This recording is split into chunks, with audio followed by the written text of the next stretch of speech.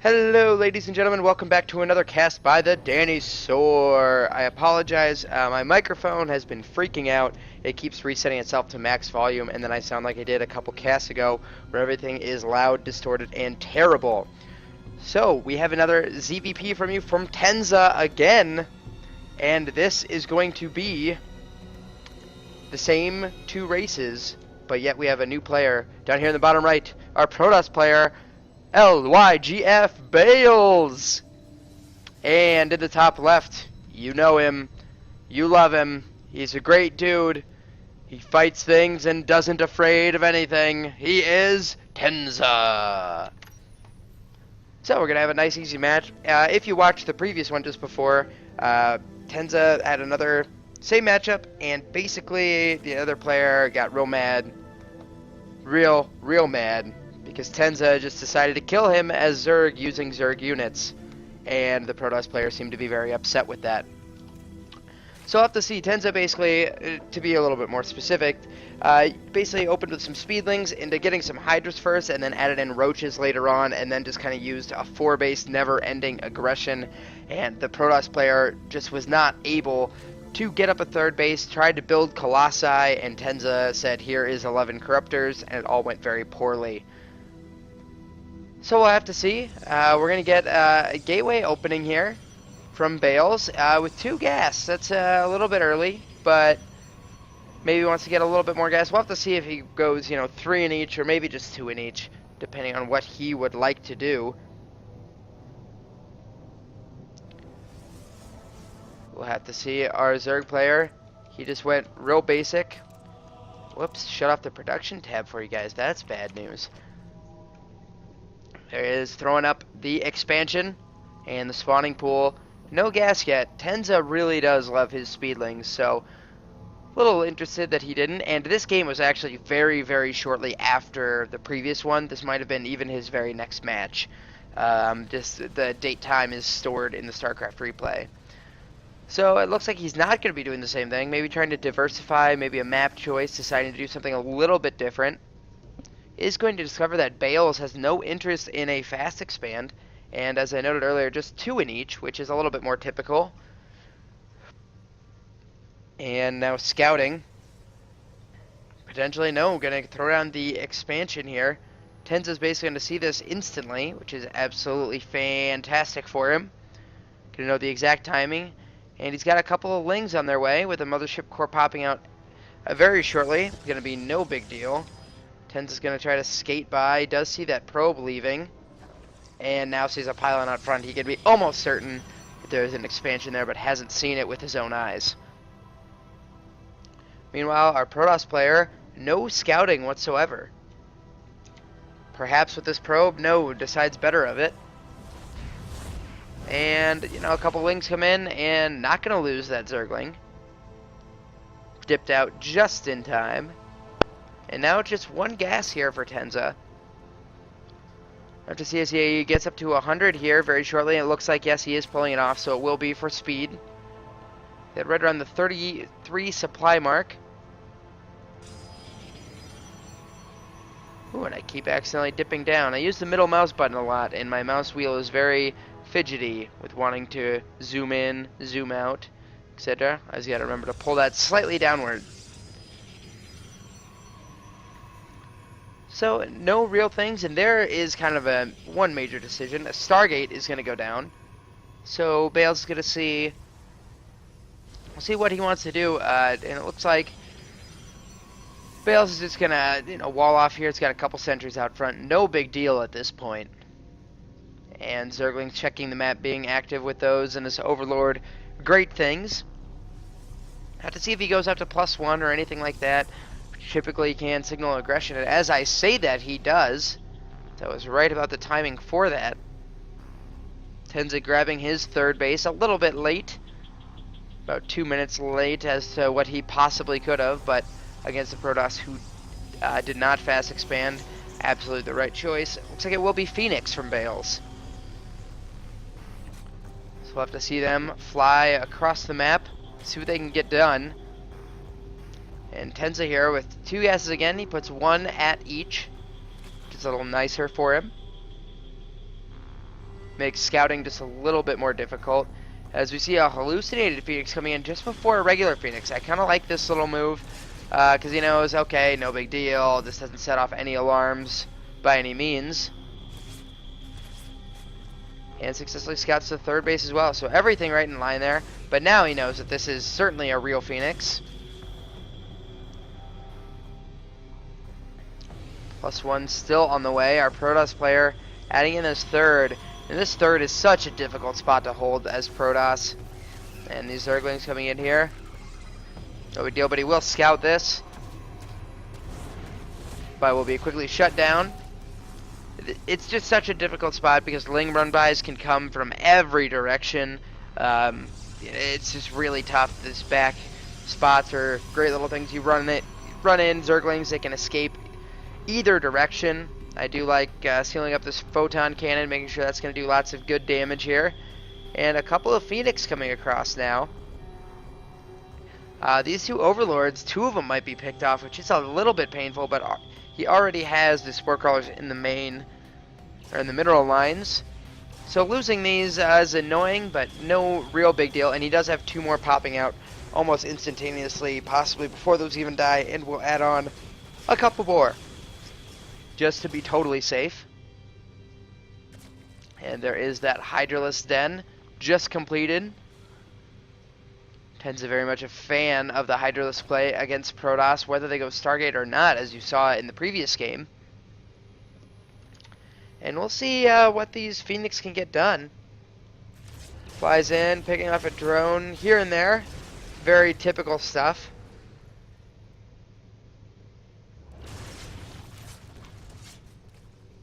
Anything they can get helps offset their cost just a little bit.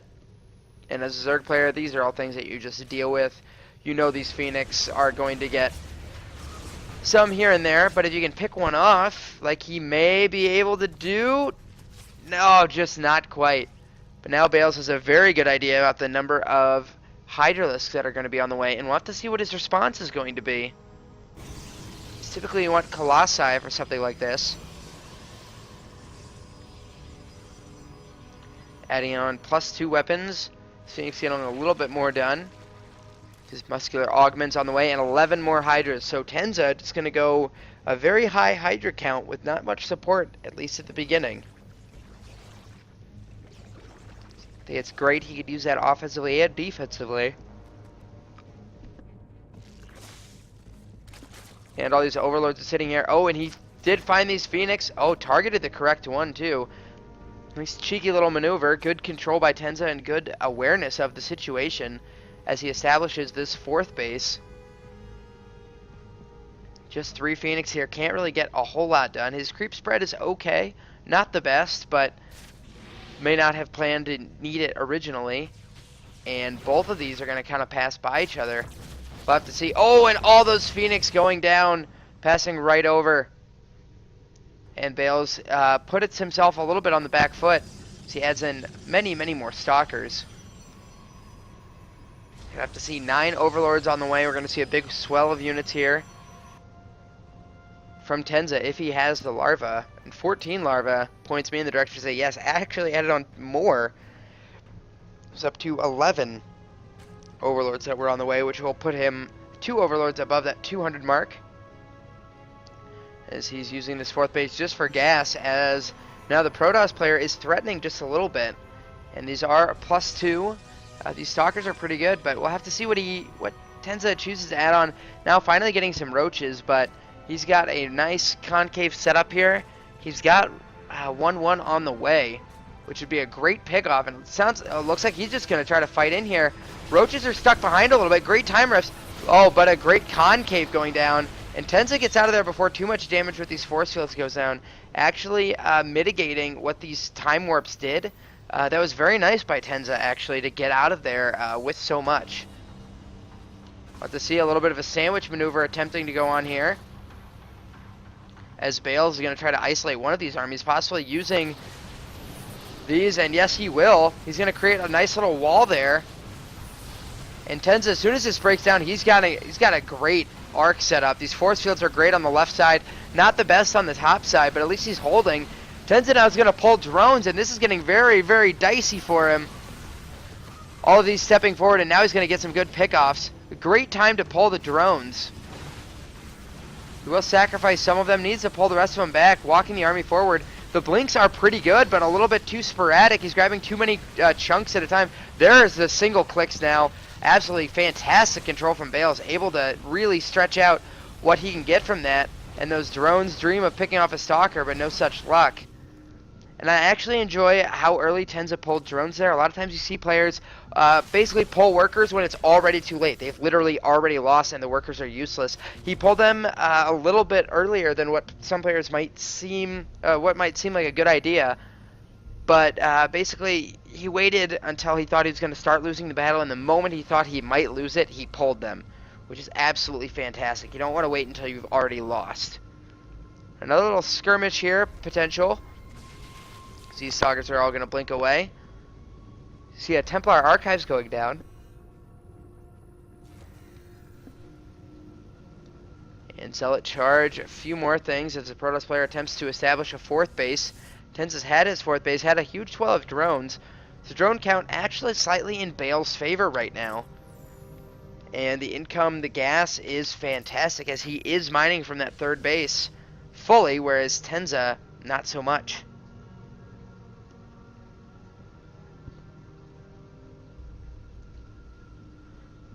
So now it's a little bit of a waiting game, a little bit of a stare down as both these players kind of pick out their army compositions.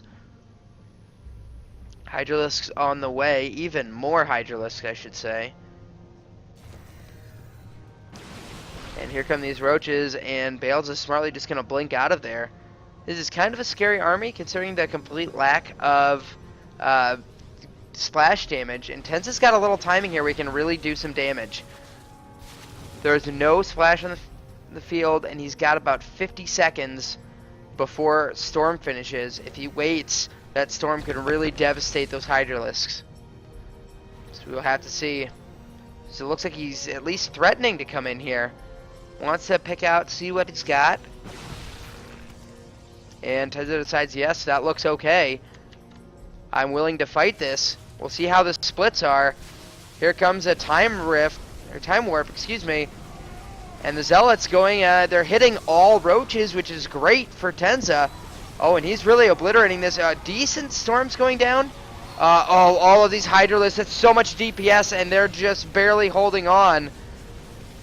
They literally go down to 1 hit point if they eat an entire storm like they did, but at this point I think the scale has just swung too far. And leaves that cannon accidentally. It was just not quite enough. But Tenza's going to constantly reinforce here, and I don't think Bales has enough to get these High Templar in and get enough energy for Storm, and I don't think he can just continue to fight this straight up. Lots of Tenza's army kind of stuck attacking these gateways.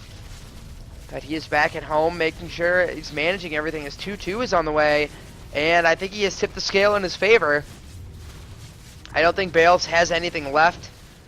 I'm not sure if Tenza knows about the fourth base. He does not. As he would certainly head up that direction. You have to know if these units are up here. Typically you migrate a little bit more towards bases that you might have. And they are going to see this Archon, and now they know there's certainly a base there. So Bale's in a lot of trouble as he is reduced to just 2 bases of mining. Running the probes out, but he's just going to quickly snipe down the Nexus. Archon making a run for it, but you can see in the income tab, Bales is hurting pretty substantially, especially with his main mined out, and he's oversaturated actually heavily at his second. And here comes Tenza. He's just going to force down the front door. A little bit of whiff on a storm. Good dodging there. A pretty decent one. Tenza just decides to eat it and go for it as he finally opens this up. So now he's going to get it. Oh, a great storm going down on so many roaches. I just don't think it's going to be enough. Oh, and this burrowed roach is getting right up in the face of Bales, and he will tap out. A great storm there at the end, just not enough meat behind it. So that will do it. Another great game from Tenza. Creep spread by the end wasn't fantastic, as I mentioned earlier on. When I first started, I think he only added on about 2 more levels of creep, maybe 1. But Tenza able to just throw army after army at a Protoss player. And I think you're going to have to beat Tenza by hitting him a little bit earlier.